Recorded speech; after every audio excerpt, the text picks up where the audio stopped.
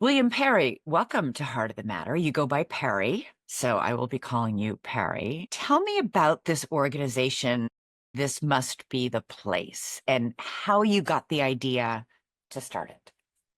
Well, our organization is based in recovery through the arts, and my own personal recovery journey, arts and specifically music, was extremely important and integral to it.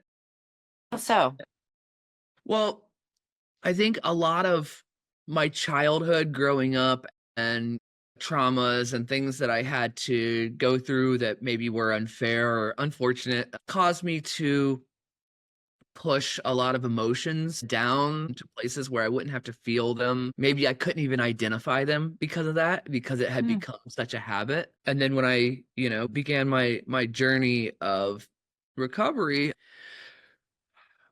I knew I was feeling these new things, but I didn't quite know how to put words to them. And a lot of times there's people in songs that are really emotional. mhm. And it's like, oh my God, that's the feeling that I've been trying. It might be one lyric in a song, and that's that feeling that I've been trying to identify. That really speaks to exactly what I felt either right now, what I'm feeling right now, or what I felt during this certain period of heartache in my life. This also means that there's someone else out there that felt it because they were able to write about it. And it was through that I was able to start my own emotional exploration that I think is extremely important in maintaining a solid foundation of recovery. And so when I, fast forward to the point where I was able to begin to give back to the community and take my knowledge, strength, and hope and be able to go out and help the one place that I knew that was familiar with and was of extreme comfort to me was within the world of arts and music. So I don't want to pry too much, but can you talk a little bit about the trauma that you suffered and why, as so many people do, they pick up a substance, whether it's a drug or alcohol, to numb the pain or to somehow give you the courage to get through life? Yeah, I can. I grew up um in a poor um in a poor family. I guess we call them low income families now. We were freaking poor. But you know, and I had an extremely abusive alcoholic father, Mhm. um, who um did some really unfortunate things to myself, to my mother and my brother, to the point that I almost oftentimes I think I acted out so that I would be the one that would be on the receiving end because it was better to receive pain than to watch it be inflicted upon another. And that taught me also though that I was deserving of those things. As I grew, I needed to cover up that pain. I found different coping mechanisms and then I found drugs. And those became the easiest path to covering, not just covering those up, but finding because of the fractured element of my family, I didn't feel like I belonged Mhm. within that group. And thankfully, eventually, my mom left my father and took me with her. That doesn't mean that things got any easier. We Yeah. spent a long time living place to place, and I slept on a lot of couches. And yeah, I never really felt like I belonged, but when you find a circle of people, when you have drugs and you're a teenager, it's easy to find a circle of people who will accept you. And so you get that duality of both feeling like you belong in a group that maybe they don't really like you for you, but they like you for what you got, and also being able to forget what's going on at home. For me, Yeah, that was my way of coping, and that was my way of escaping, and that was my way of finding some belonging in the world. Did your mom know that you were doing these drugs? Uh, so my mom was busy working through a lot of her own stuff. I would say by the time I was 16 years old, yes, she very much knew, and she had entered me in treatment. I did treatment for the first time at age 4. Oh my Again, gosh, that's so young. yeah, yeah, yeah. I was young, and it was not. I don't really think that treatment was helpful. Clearly not, since Yeah. it, you, By the time I was 16, I think that I had used up all of my strikes within my family, and that's when I left home. at And 16 you were on your own. yes, at 16 I left home. And I lived from place to place, friend to friend. Mhm. And I don't think I lived in the same place for longer than for an entire year, up until I would say up until just recently, up until the age 35. Well, besides prison, I lived in the same place while I was in prison. But yeah, I left home at 16, and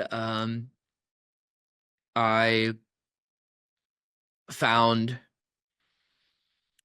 I found camaraderie and people that, a lot of them were much older than me, but I still had this need to belong. And unfortunately, the friend group that I chose, they didn't really care about my age. They just cared about me doing the same things that they did to belong. And it was actually then that I was introduced to heroin. It was a 24-year-old giving a 16-year-old heroin. In fact, Wow. shooting me up with heroin for the very first time. And That started off an an adventure with opioids that lasted up until I turned 30. At what point you were arrested for what exactly? Um, I mean, I've been arrested dozens of times. I meant went to prison for 10 Yeah. years. So in 2000 in 2007, I was arrested on a drug trafficking charge. Selling I drugs. Yeah, yeah, I did 18 months and was released. But I was released in the way that they do in Ohio, which is they give you $50 and drop you off at the bus stop. And, it's kind of, they don't, there's no plan in place. And I went back to all that I knew, which was the streets. And by 2011, I had racked up a plethora of charges, but essentially I was caught with a car that was not mine, 2 laptops, and a small amount of heroin. And I was sent away for 10 years. Wow. It's Yeah, worth noting you were in Ohio, which, Ohio was in many ways the epicenter of the opioid crisis. that's correct. I think we and I am a child of the opioid epidemic. We didn't know what it was until people started putting a name on it around 2008, 2009 was the first time people were saying, we have something going on with heroin here. But, the very first pill mill was in Portsmouth, Ohio, for the Percocets and the Oxycontins. That's what started the template for all the pill mills across the country. I always say, like, Huntington, West Virginia got quite a bit of coverage for the amount of overdoses, and West Virginia has been devastated as well. But Huntington is just under 100 miles from Columbus, where I grew up, and I Mhm. always say, where do you think it was coming from? Yeah. Uh, it was right here. It was in every neighborhood. It was what we knew. It was just a part of life, was the pills and the heroin. And unfortunately, a lot of the friends and associates that I had from that time period are no longer with us. And I think that's what drives me quite a bit today is the fact that I was just thinking about it. I just graduated college, You're on and your way to law school. yeah, and I'm on my way to law school, and like, I have my family and I have my wife who supports me to the fullest. Unfortunately, it was kind of bittersweet because I wish that there were some of those friends could be here to see these moments Mhm. and what became of what became of this person who nobody ever thought would straighten his life out. How much do you think being in prison for 10 years helped set you on the track you're on now? Um, Let me start that off by saying prison is not prison is not a place where recovery is easily accessible. No, drugs are easily accessible. In Reco- prison. Recovery has a waiting list. Yeah, in prison. In fact, one of the most eye-opening things, and this is long after I got sober, but and right before my release was when COVID happened. Mhm. I was still incarcerated then. In fact, the prison that I was at had 44 people die. And Oh, wow. Yeah, we had 1,600 positive cases in April of 2020. And We went on complete lockdown. There was very minimal staff that was coming in, and obviously no visits, no anything. In fact, the National Guard at one point had to take control of our prison because of just the extreme circumstances. Hmm. However, there was no shortage of drug supply. It Even ne- under lockdown? Even on lockdown. In fact, some would argue there was more than there had ever been because Well, they were how are the drugs getting in? well, the COs bring it in, and they were, and no one wanted to touch anyone. COs So meaning commanding officers. yes, yes, yeah, yeah, yeah. So the prison staff brings it in, and they make money off of it, and they use the inmates to sell it for them. I've been asked before, you know, how long after I got into the prison in the Ohio Department of Rehabilitation and Corrections, how long did it take until I was able to get my hands on an illicit substance? And I actually had just gotten to my institution and had not yet made it to my bed and saw someone who recognized me and said, "Hey, Perry, when you put your stuff down, come see me. I have something for you." No, that Yeah, that fast. So I had been there maybe a couple hours. before somebody sold you drugs. Yes, yeah. Actually, the first one was free. First one's always free. That's how they get you. And I was in a place of misery. I was starting a fresh 10-year sentence. What what motivation did I have not to get high? Also, when I did start seeking out recovery services, there's actually really long waiting lists to get into those classes. Even to go to something as simple as NA, which I Hmm. love and which is probably one of the most important parts of my own personal recovery. I spent about 3 months on a waiting list before I could go to my very first NA meeting. Really? Yeah.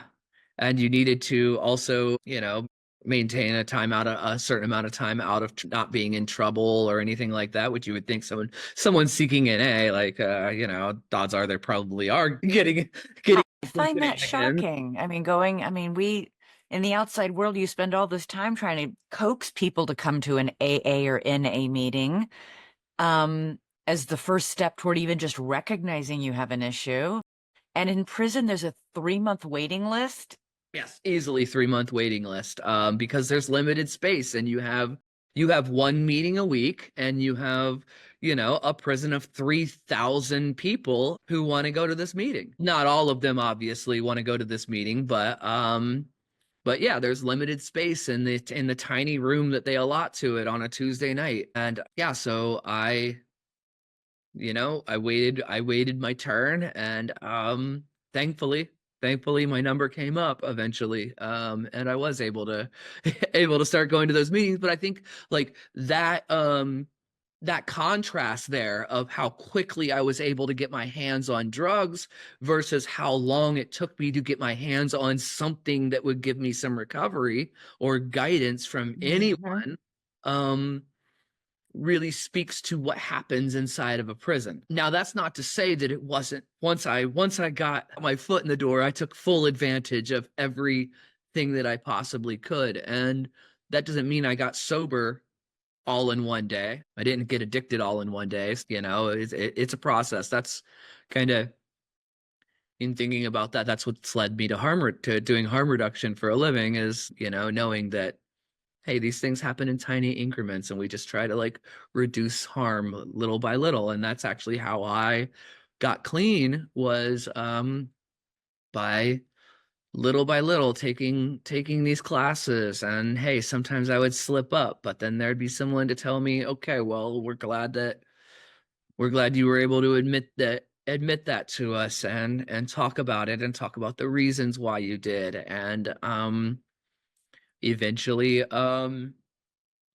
by the end of 2017, I was pretty well on my way to recovery. Mhm. New Year's Eve 2017, I smoked a joint Mhm. with a buddy in the shower, Okay. I would trying think the water would be a problem, but go on. well, you need to cover up the smell so you don't get caught. Yes, so yes, the water is a problem, but that actually led to the smell factor, actually led to quite a bit of paranoia, and completely ruined my New Year's. And also I had about a month of sobriety previous to that. The recognition that I had just lost that, just to feel paranoid all night. You know, I woke up on New Year's Day 2018, and I made a promise to myself that if I was ever going to have a crappy night ever again, it was going to be on my own volition and not because of some drug. And I haven't used since then. Really And great. that's kind of the way, even through those hardships of COVID in prison and all of it's so, coming home is so hard. It's just Mhm. so hard to get adjusted to the world. But no matter what, I made that decision that I wasn't going to use anymore. And I began to see life through a different lens, see life for the beauty that it has, and like these magical moments that you get to have. And yeah, I wouldn't have it any other way, but I also don't believe that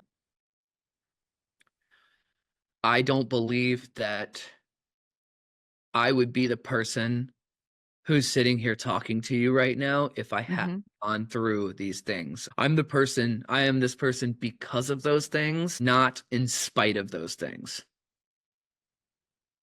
How did you meet your wife? I'm curious. So she actually was a documentary producer for quite some time. My wife is amazing. She was working actually on a story on she was doing some preliminary investigation on the potential of a story on that COVID outbreak at the Ohio prisons. How nobody would come to work and the National Guard had to come in and make sure you guys had food, but go on. Well, Yeah. even into going into, I believe, going into 2021, Uh-huh. actually the most concentrated and largest outbreak of COVID in America. What, at Uh, your prison? Both mine and there was Marion Correctional in Ohio simultaneously had outbreaks. I believe Marion had slightly more cases than ours, but they Uh-huh. were number one and number two on the most concentrated outbreaks in America, going all Wow. the way into 2021. But it was this blip on the news that people quickly moved on from, because Yeah. it's just some prisoners dying, you know? And She was doing an investigation on, hey, is there potential for doing a short documentary on this, or making sure that this isn't a story that just goes away forever. uh, Hmm. Who was she working for at the time? So she was actually freelancing at the time. She was freelancing. She had actually just left her position. She worked at Great Big Story with CNN, where she won an Emmy, but she had left CNN to go freelance, where she did a whole bunch of documentaries as a freelancer. But yeah, that led her to during COVID. Obviously, a lot of production stopped, and so she was just rooting around for stories and ideas, and had come across Ohio. She'd never been to Ohio. Um, since I actually was one of I was hospitalized while I was incarcerated. I'm asthmatic. The Hmm. it really affected me really badly. I was in the Hmm. hospital for 5 days, and this was just a couple months before I was getting out. I it was a it was am I gonna after all this time am I gonna make it home kind of deal. But my release to the halfway house coincided with the time that she was coming out to do her investigation on that story. And although my part in it, she was connected to me because it was well known that I was one of the first cases in my prison and an extreme case. COVID.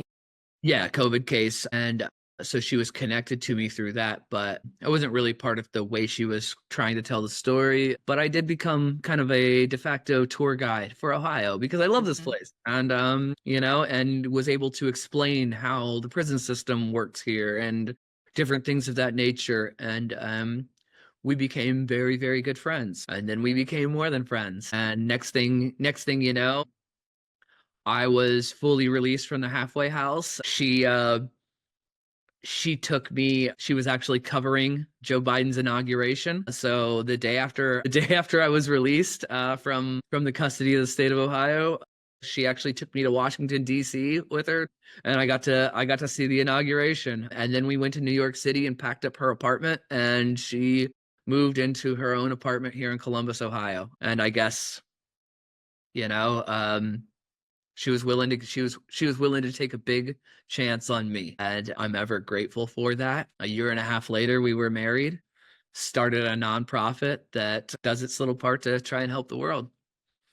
This nonprofit, getting back to my original question about music and how powerful it can be, um, especially for I think a lot of people who are addicted to some sort of substance can sometimes have difficulty. Of course, everybody in their life is like, why? Why are you doing this? Why are you taking these drugs? Why are you drinking too much? Why won't you stop? And that can actually be a really hard question to answer. Sometimes the person in the grip of addiction doesn't even know him or herself why. And the fact that the answer so often can come from something you read or something you hear, like a song. Mhm. And when you realize that's what I'm feeling, and as you said, and I'm not the only one who feels this, because there's nothing more isolating or lonely than addiction. And the whole process of coming out of addiction is connection to other people. Mhm. That's why NA worked. That's Yeah. why AA works, because you're in a room with a bunch of other people who did exactly the same thing and felt in many cases exactly the same way. Circumstances may be completely different. What got you there may be wildly different, but you still got to the point where you felt the exact same way. I can't live without numbing part. And of course, what tragically ends up happening is you numb all. You can't just numb part. I can walk into an NA meeting in any city in this country, probably any country because they occur across the world. But I can walk into an NA meeting in any city, and I can tell a group of strangers exactly how sick I am and the thoughts that I am having today. And they Hmm. will understand it, although they've never seen me before in their lives. And Yeah. that is one of the most beautiful things in the entire world to be able to let that off your shoulders. Right. And a burden shared is a burden lifted, you know? That's what those exist for. And I think Yeah. that's what we try to offer to people. Music provides a safe space. People's guards about this topic are down a little bit because if you just bring up matters of addiction and trying to get into the specifics of it in a more sterilized environment, people's defense mechanisms are up. Yeah. Whether it's the person who's struggling with a substance use problem or the family member or someone or friend who's connected to that person. They don't even realize that they have defense mechanisms because of what they've been through, or maybe enabling factors or whatever. There's a lot of different things that play into that. And what we've been able to develop is this method of outreach that allows individuals to just come up and have a conversation with somebody. Well, let's set this up because this Yeah. method of outreach of yours, you have like, what are they, booths or a table or Yeah. something? Yeah. You and your wife, and you actually dispense harm reduction kits, naloxone. And you wouldn't think, I mean, this is obviously a person going up to your booth Mm. is a person who's planning on doing drugs at the music festival or at the concert, or they're with somebody who's Yes. going to be doing drugs. And they want to make sure they're safe because fentanyl is in everything right now. It's in everything. No drug, no pill is safe because fentanyl could be in it. Yes. And you have these booths where you give naloxone in case there's an overdose. Um, so it's not like you've got a shingle out there saying clean and sober is the way to go, or, don't do drugs. Your shingle, in effect, says if you're going to do drugs, be safe. But that opens the door, you say, to other conversations? Yeah. We like to call ourselves the gateway drug to recovery. That's perfect. So, yeah, these conversations happen in a whole lot of different ways. None of them are the same, and I've had tens of thousands of them over the past 4 years. But what it boils down to is you have to method of the 80s and 90s, the white knuckle, just say no method. Like we've learned, we can please acknowledge by now that that just doesn't. Didn't work. No, it's not based in reality and fact. People are very complicated. So you cannot boil it down into this one statement and say this is going to work. But what you can do is you can keep your loved ones safe in the meantime as they work through their stuff, and that's what we do is all about. It's Yeah. about keeping yourself safe if it is yourself who's choosing to partake in a substance, or a large majority of the people who come up just know that they're going to be around someone. And that might even be strangers that they're going to be around, but they know that those people deserve to be kept safe as well. Yeah. Um, and but for the ones who have people that are closer to them, they do have specific questions. For the people who do use, they have a specific set of questions. How can I use safely? How can I lower my usage? What are these? And this is where we employ harm reduction strategies, like you don't have to do it all at once. You can set goals for yourself. You Hmm. can, going low and slow is okay. Letting someone else know that you're going to use is also okay. Right. Instead of hiding and using alone in shame, that's how people die. Yeah. You've been to all sorts of concerts, all sorts of music festivals, Burning Man, for example.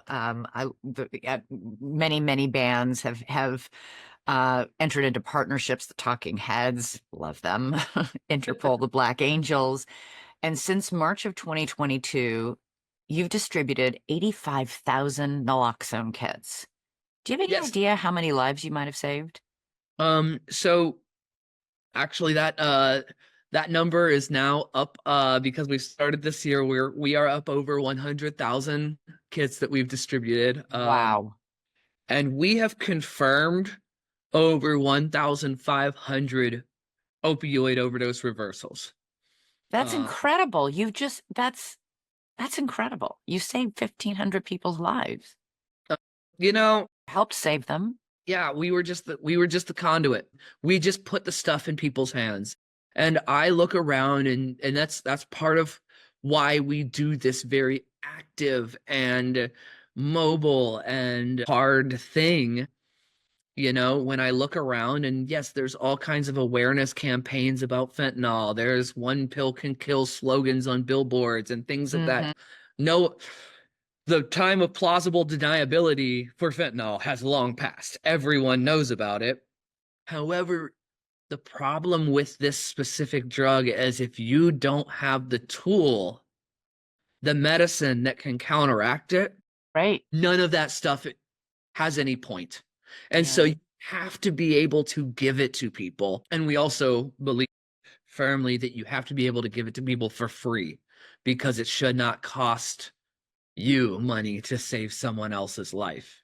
And so by making it low barrier, accessible, and free, and removing any judgment, we've been able to get the stuff into these hands. And like a lot of people thought, hey, you're going to get pushback. You're going to Huntsville, Alabama and handing out Narcan.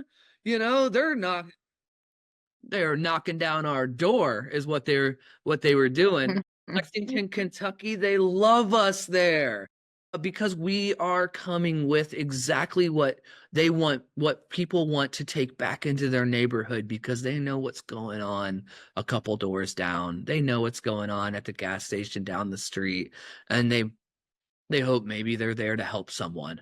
Maybe they know what's going on within their family. And like it's in those places that we have had this just welcoming of folks. It doesn't matter. The organization is This Must Be the Place. You have an incredible story, and it's been a real honor to talk to you. Thank you so much. Thank you. And Thank you thank you for for all your the time. lives you're saving.